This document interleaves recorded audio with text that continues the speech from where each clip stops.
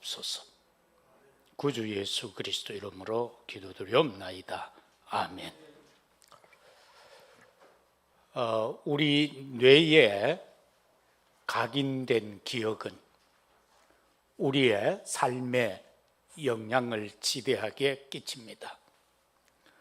좋은 기억은 우리의 생활에 활력을 주지만 나쁜 기억은 삶을 위축시키기도 하고 때로는 상처에 빠뜨리기도 합니다. 학창 시절에 기억을 떠올리며 웃을 때도 있을 것이고, 남자들은 군대 기억이 좋지 않으면 그 방향을 향하여 소변조차 보지 않는다라는 그런 각오도 피력하기도 합니다. 추억의 기억들, 나에게 하나님은 어떻게 기억이 되고 있나?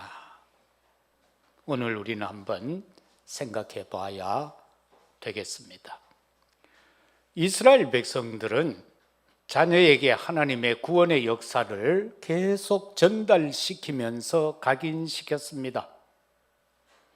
다시 말하면 초막절 또는 장막절이 되면 한 주간씩 아파트에 사는 사람들은 베란다에다가 초막을 짓고 아니면 마당에 또는 들판에 가서 초막을 지어놓고 자녀들과 한 주간 동안 거기에 살면서 이스라엘의 전 역사를 구전으로 전달합니다.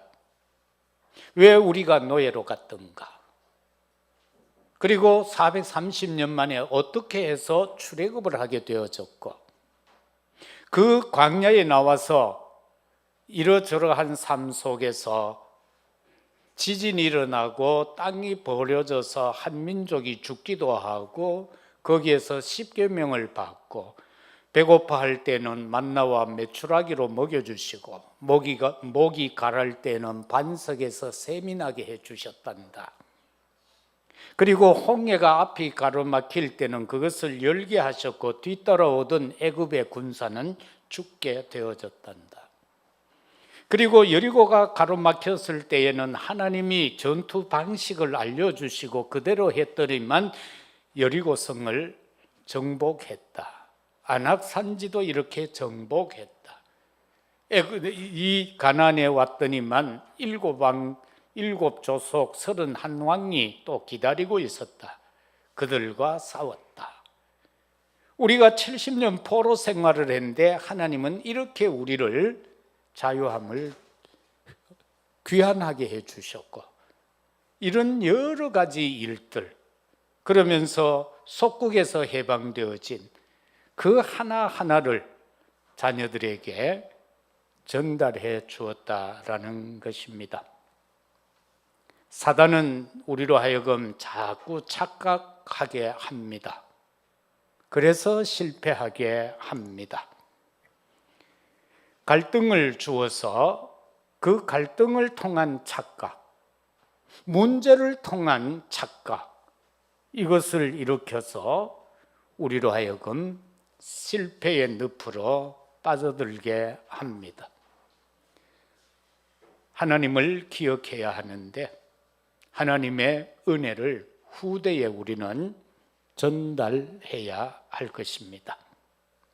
왜냐하니까 우리는 지금 남은 자로서의 길을 걸어가고 있는 자들입니다. 그런데 저 노예로 가서 남아 있었고 포로로 잡혀가서 남아 있었고 속국 속에서 남아 있던 그들은 가진 자들이다. 이게 이해가 되어져야 합니다.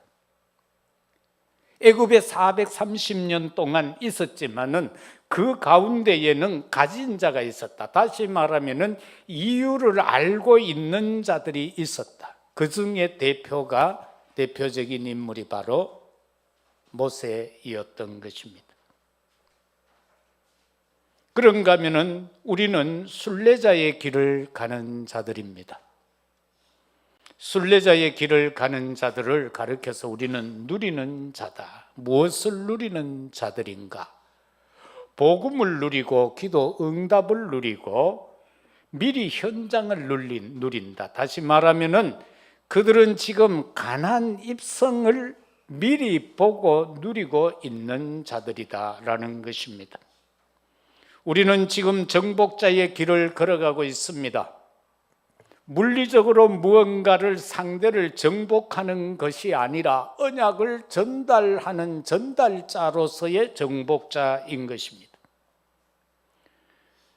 우리는 하나님의 은혜를 후대에 전달해야 하는데 받은 은혜를 포럼하라. 그들이 이 초막절을 지키면서 노예의 삶과 포로의 삶과 속국의 삶에 대하여 자녀들에게 정확하게 전달해 주었던 것처럼 우리 부모들은 받은 은혜를 자녀들과 포럼하라. 그리고 내 주변의 사람들과 포럼을 하라. 이게 하나님의 은혜를 후대에 전달하는 비결입니다. 하나님의 도우심을 자녀들에게 전달하라라는 것입니다. 하나님의 택한 백성을 하나님은 사용하시겠다라고 약속하셨습니다. 어떻게요? 내가 능한 손으로 너희를 돕겠다라고 하나님은 약속해 주셨습니다. 오늘도 하나님의 능한 손이 여러분과 함께 합니다. 하나님의 능한 손이 여러분을 돕고 계십니다. 포기하지 마시기를 바랍니다. 낙심도 하지 마시기를 바랍니다. 우리는 승리자가 될 수밖에 없는 것입니다. 후대에 무엇을 전달해야 합니까? 하나님의 말씀을 전달하라. 그래서 이스라엘 사람들은 신명기 장 4절에서 9절을 통하여서 그 하나님의 말씀을 전달하는데 그 아이들이 앉아있든 누워있든 일어서든지 가든지 외출을 하든지 항상 하나님의 말씀을 기억할 수 있도록 문지방에도 붙이고 바깥문에도 붙이고 이마에도 붙이고 손목에도 매주었다. 그래서 이스라엘 사람들은요, 요 종이에다가 하나님의 말씀을 기록해서 이렇게 말아가 여기에 팔찌같이 묶어줬다는 겁니다. 그래서 우리가 이래 걸어가면 팔이 왔다 갔다 하잖아요. 그럴 때마다 여기 하나님의 말씀이 있구나. 그걸 생각하게 하기 위해서였다고 합니다. 하나님의 말씀을 정확하게 전달해 주어야만 우리 후대들이 보좌의 축복을 누릴 수가 있는 것입니다. 이 말씀을 전달 왜 해야 하는가? 시편 78편 1절에서 5절, 그 시편 78편을 여러분이 집에 가서 한번 전체를 묵상해 보시길 바랍니다. 1절에서 5절을 보면은 내 백성이여 내 율법을 들으며 내 입의 말에 귀를 기울일지어다. 내가 입을 열어 비유로 말하며 예로부터 감추어졌던 것을 드러내려 하니 이는 우리가 들어서 아는 바요 우리의 조상들이 우리에게 전한 바라. 우리가 이를 그들의 자손에게 숨기지 아니하고 여호와의 영예와 그의 능력과 그가 행하신 기이한 사덕을 후대에 전하리로다. 여호와께서 증거를 야곱에게 세우시며 법도를 이스라엘에게 정하시고 우리 조상들에게 명령하사 그들의 자손에게 알리라 하셨으니, 그 이후의 말씀들도 계속 하나님의 말씀을 전해야 될 것에 대한 기록을 하고 있음을 보게 됩니다. 그래서 말씀을 바르게 들어야 합니다. 창세기 1장 1절에서 3절은 하나님의 말씀으로 천지를 창조하신 내용을 말씀합니다. 에스겔서 37장 1절에서 10절은 마른 뼈다귀와 같은 존재들에게 하나님의 말씀이 대언되니 그들이 군대가 된 것을 말씀합니다. 요한복음 1장 1절에 4절에도 하나님의 말씀은 빛으로 생명으로 역사하심을 말씀합니다. 예수 그리스도는 말씀이 육신이 되어 이 땅에 오신 것을 말씀하고 있습니다.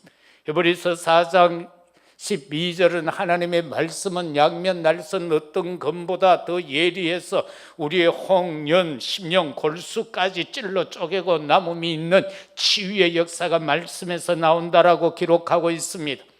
계시록 1장 1절에서 3절은 하나님의 말씀을 읽는 자와 듣는 자와 지키는 자가 복이 있다라고 말씀하고 있습니다.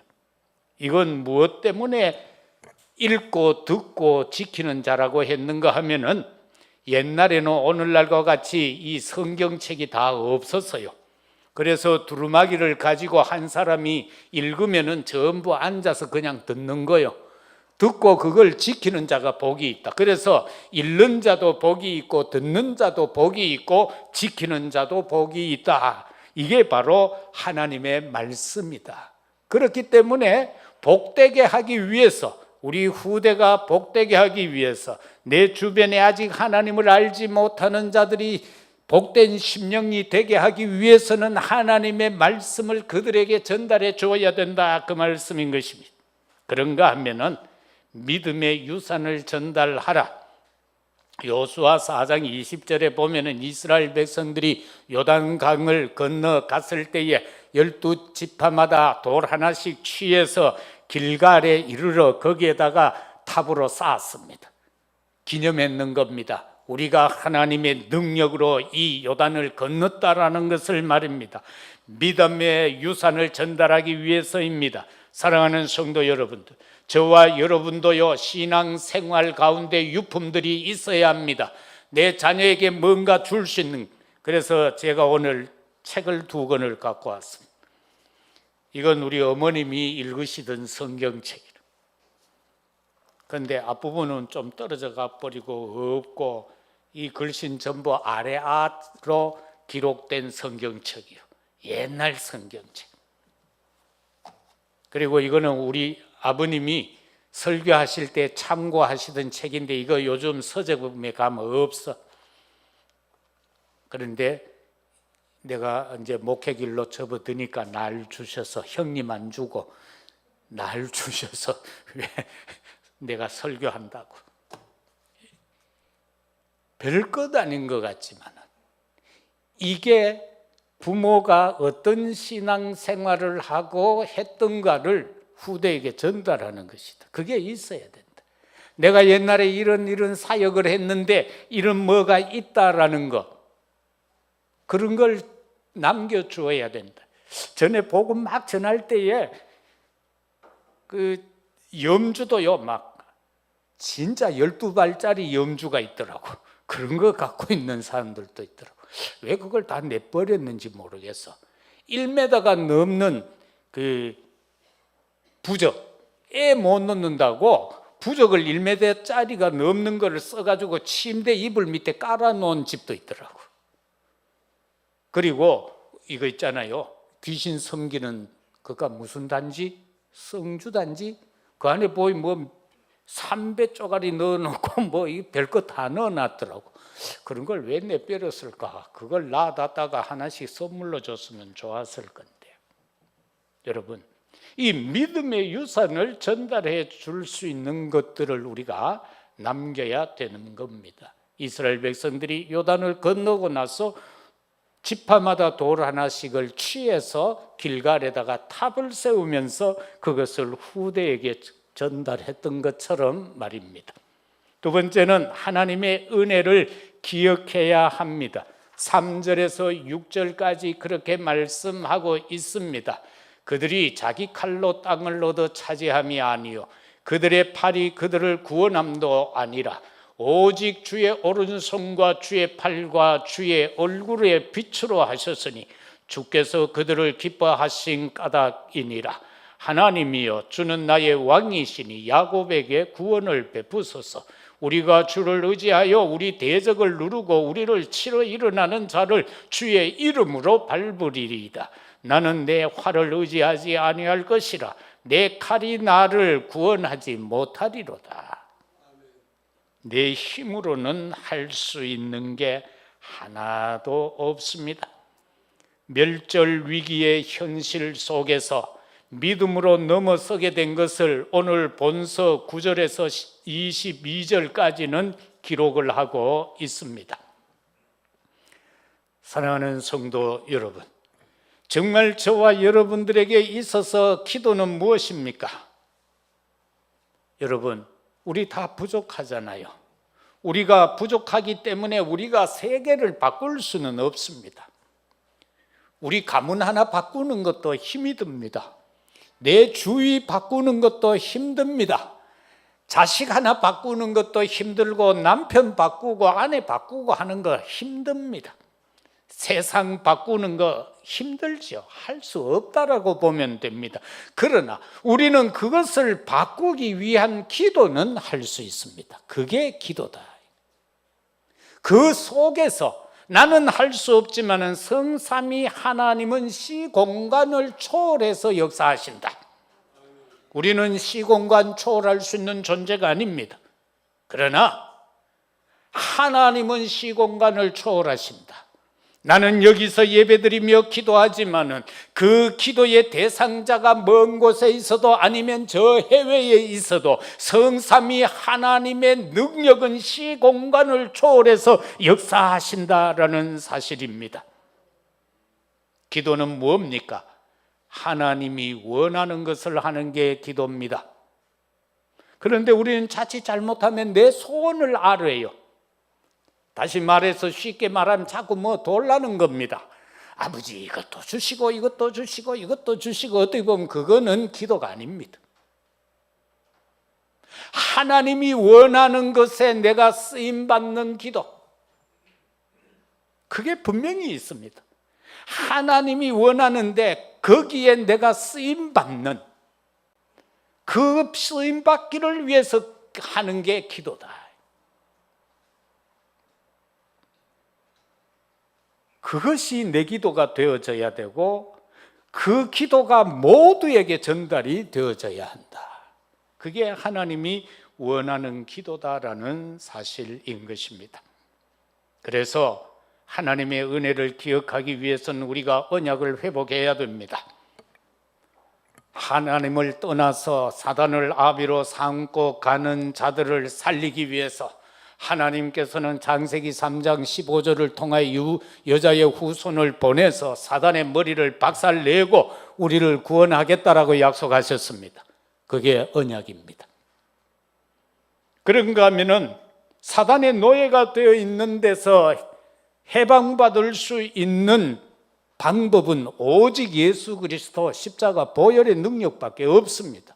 다른 것으로는 사단에게서 해방받을 길이 없습니다. 왜? 사단 그놈은요, 하버드 박사학위 10개 뒤집어 쓴 사람보다 더 능력이 있습니다. 세계 최고의 군사력을 가진 미국보다도 더 힘센 것이 사단입니다. 그래서 이놈은 죽지도 않습니다. 사단이 죽는 것 같았으면 한번 죽여보면 되겠는데 왜 이게 계속해서 우리를 괴롭힙니까? 안 죽어요. 안 죽는다니까. 그래서 예수 피, 예수 그리스도 십자가에서 다 이루었다 하신 그 보혈의 능력으로만 물리칠 수가 있습니다. 그 능력으로만 무릎 꿇게 할 수 있습니다. 포로된 상황에서 돌아올 수 있는 길은, 사단에게 포로된 나의 삶이 하나님께로 돌아올 수 있는 길은 동정녀 탄생하신 예수 그리스도밖에 없습니다. 사단에게 속국이 되어져서 아무 자유 없이 살아가야 할 우리들, 거기에서 자유함을 누릴 수 있는 길은 오직 주인을 바꾸는 길밖에 없습니다. 내가 알게 모르게 사단이 내 주인 되어져 있는 그것에서 예수 그리스도가 내 주인 되게 해야 하는 겁니다. 주는 그리스도시요 살아계시는 하나님의 아들이시라고, 그 나의 주인은 살아계신 하나님의 아들이신 그리스도라고 고백이 되어져야만 사단의 속국에서 해방받을 수 있습니다. 하나님의 은혜를 기억해야 합니다. 광야에서 기적을 일으키시면서 우리를 보호하시고 우리와 동행하시는 그 하나님의 기적을 기억해 나가야 합니다. 말씀이 하나님의 말씀으로 깨달아져야만 하는 것입니다. 그런데 이스라엘 백성들은 광야에 나와서 하나님의 말씀에 불순종합니다. 그래서 십계명을 준 겁니다. 최소한 이거라도 지키면서 광야에서 벗어나라고 말입니다. 사단의 속임, 네피림의 역사, 바벨탑의 사건은 지금도 이루어지고 있습니다. 지금도 역사되고 있습니다.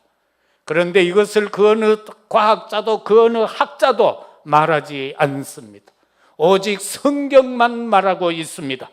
그래서 하나님의 이 말씀이 하나님의 말씀으로 내게 들려지고 내게 깨달아져야 하는 것입니다. 그리고 하나님의 사랑의 확증을 기억해야 합니다.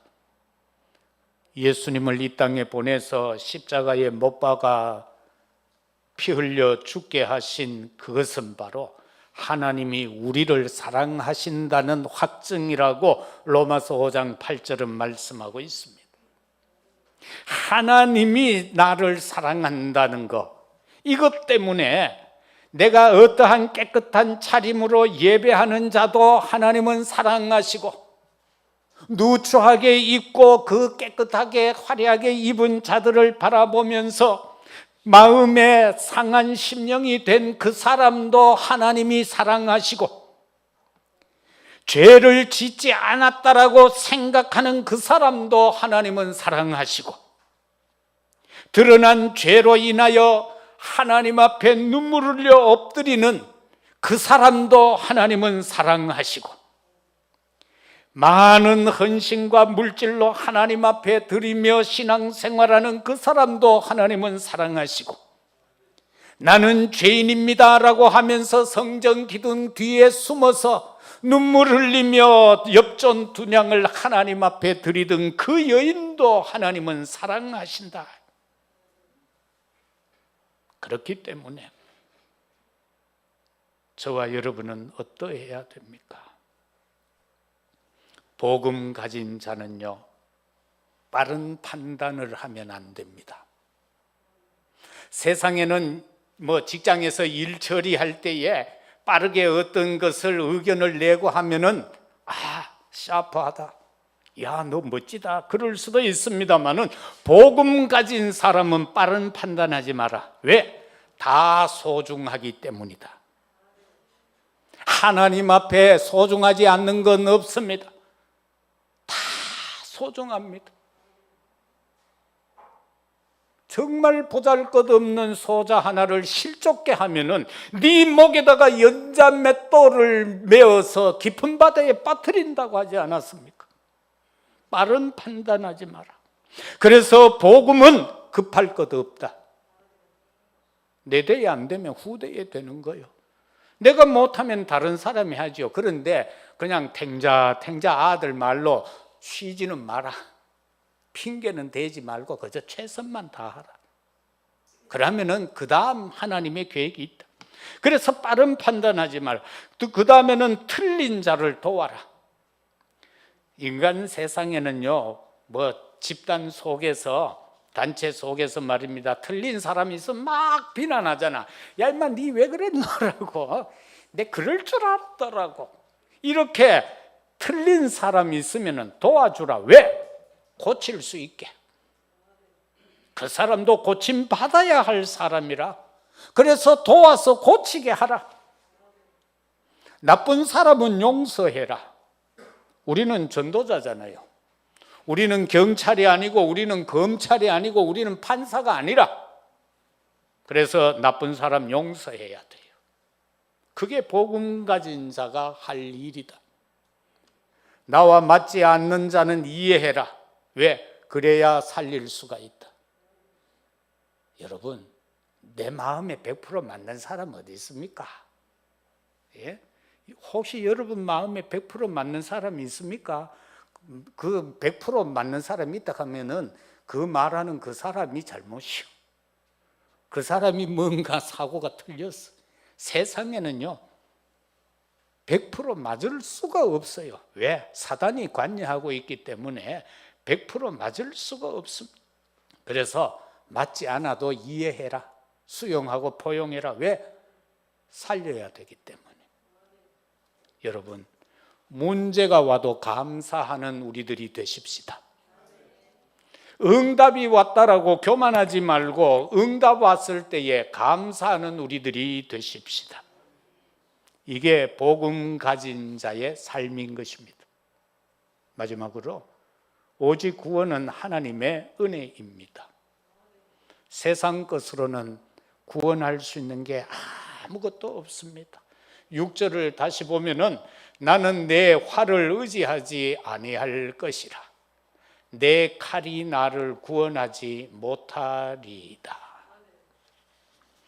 세상의 군사력이 구원합니까? 아니죠. 경제력이 구원합니까? 아닙니다. 오직 구원은 하나님의 은혜입니다. 그래서 오직 생명 살리기 위해서 저와 여러분은 어떠해야 하는가?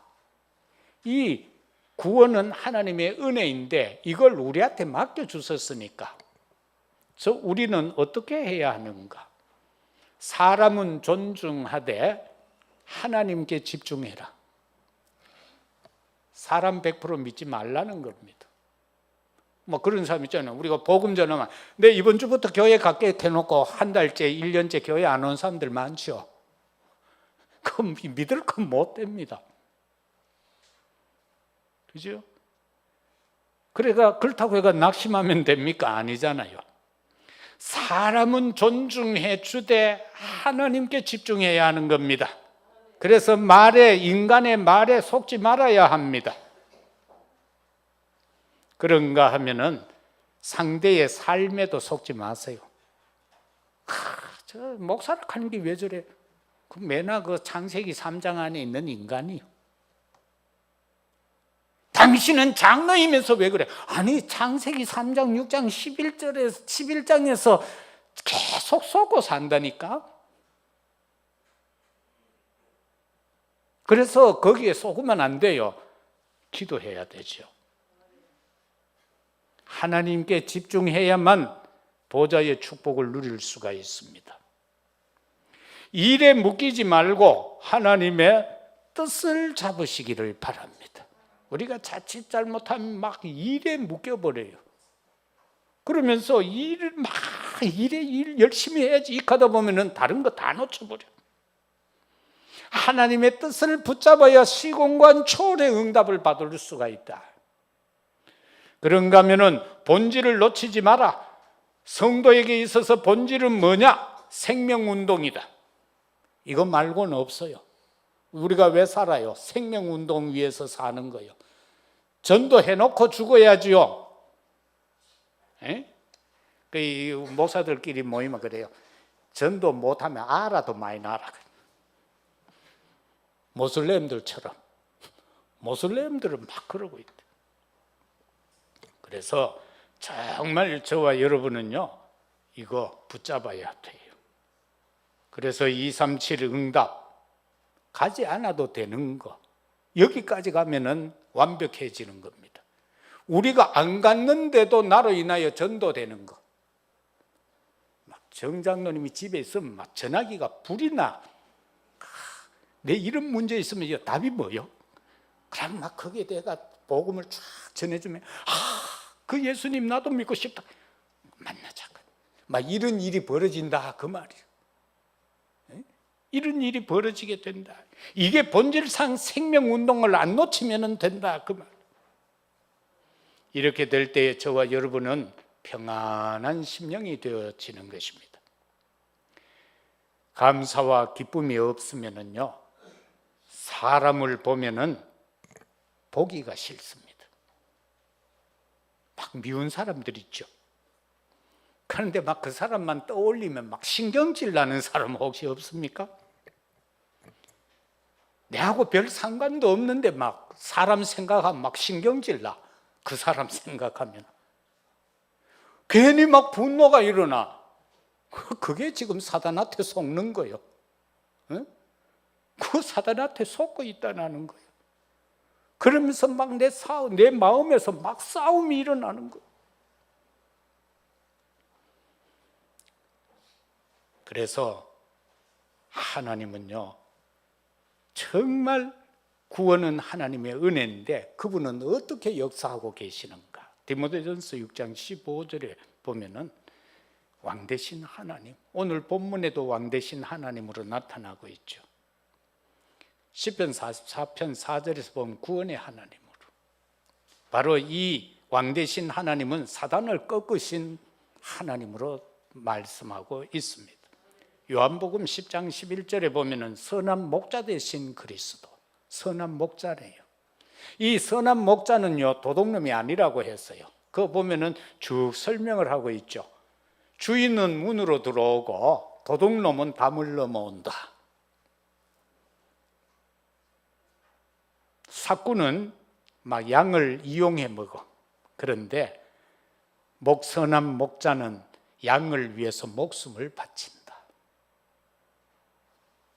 그분이 누군가? 예수 그리스도다. 쉽게 말하면 그분이 양된 나를 위해서 십자가에서 죽었다. 왜? 선한 목자가 되기 위해서. 요한복음 14장 6절에 보면은 길과 진리와 생명 되신 예수 그리스도를 말하고 있어요. 그가 참 선지자요 제사장이요 왕이라는 겁니다. 우리가 왜 오직 그리스도만 믿어야 합니까? 이 세상에는 참 선지자, 제사장, 왕은 그리스도뿐이기 때문에 그렇습니다. 우리의 죄 문제를 해결하실 분은 그리스도밖에 없습니다. 우리의 현재를 책임지실 분도 그리스도밖에 없습니다. 우리의 영원한 미래 천국 문제, 내세 문제도 해결하실 분은 그리스도밖에 없기 때문에 그렇습니다. 로마서 16장 20절은 말하지요. 사단을 너희 앞에 무릎 꿇게 하라. 사단을 무릎 꿇게 해야지 사단을 죽일 수는 없습니다. 이거 안 죽습니다. 이게 마지막에 가서 무저경에 가두어지는 존재이기 때문에 그렇습니다. 그래서 무릎 꿇게 만들어야 됩니다. 그러면 우리는 승리자가 되는 겁니다. 오직 그리스도 이름이 아니면 안 됩니다. 오직 성삼위 하나님의 이름이 아니면 안 돼요. 사무엘상 17장에서 다윗하고 골리앗 맞서는 장면이 나오잖아요. 거기에 보면 골리앗은 이같이 말해요. 그들의 신의 이름으로 다윗을 저주합니다. 그런데 다윗은요, 네가 모욕하는 만군의 여호와의 이름으로 내가 간다라고 했습니다. 여러분, 이 세상에는요, 믿는 자를 괴롭히는 이름들이 참 많습니다.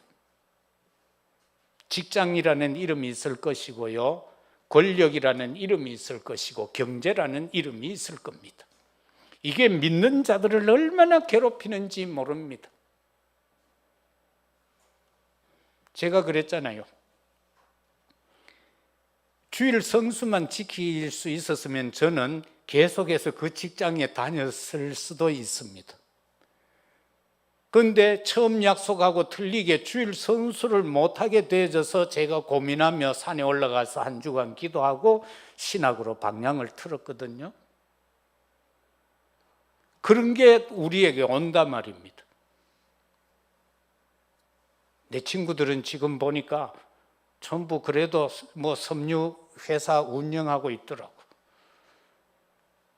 그저께도 전에 지내가다가 머리 허연 친구를 하나 만났는데 상공회의소 뭐 한 자리 하고 있더라고 보니까. 이런 것을 통해서 우리에게 다가와요.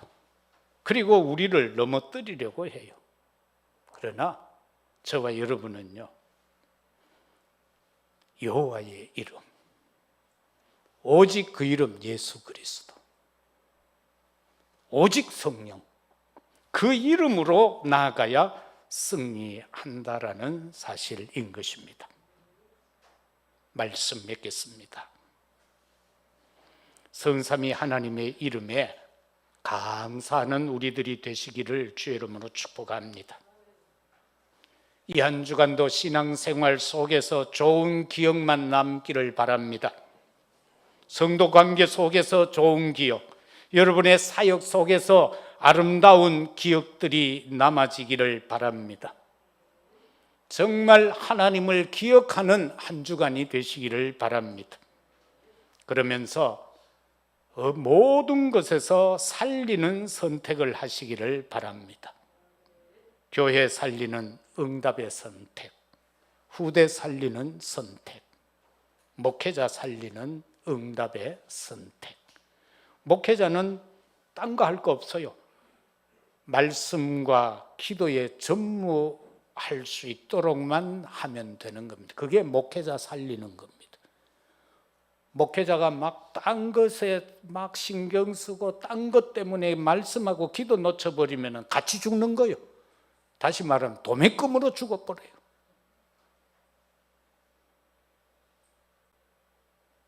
그래서 정말 우리의 생애 가운데 지금까지도 하나님을 기억하며 살아오신 여러분, 앞으로 하나님에 대하여 후대에게, 내 주변 사람들에게 하나님이 올바로 기억되도록 전달하는 여러분들이 되시고요, 여러분에게는 다른 어떤 것보다도 오직 하나님에 대한 기억만이 여러분에게 가득하기를 예수 그리스도 이름으로 축복합니다. 아버지 하나님, 감사합니다. 우리의 뇌 속에 하나님의 것으로만 기억되게 하옵소서. 그 은혜를 후대에 전달하고 그 은혜를 필요한 자들에게 나눠줄 수 있는 저희들 되게 하옵소서. 예수 그리스도 이름으로 기도드리옵나이다. 아멘. 찬송 215장입니다.